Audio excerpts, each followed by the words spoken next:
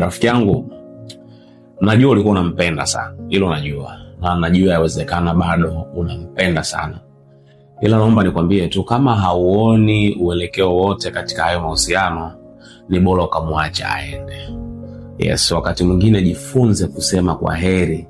Jifunze kumuaga mtu unayempenda ili upate nafasi ya kuanza maisha mapya. Unaweza ukawa unang'ang'ania sana sehemu ambapo unaona kabisa haupendwi.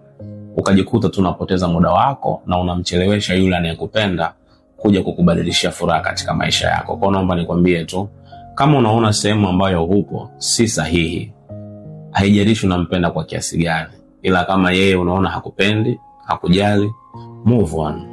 Yani chap kwa haraka, anza maisha mapya, waruhusu watu wengine ambao watakuja kukuonesha thamani ya upendo wako waingie katika maisha yako.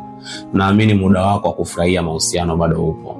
Ila tu uone kwa sasa, kwa sababu bado umeng'ang'ania hapo ulipo. Achana na huyo, anakupotezea muda my friend. Move on.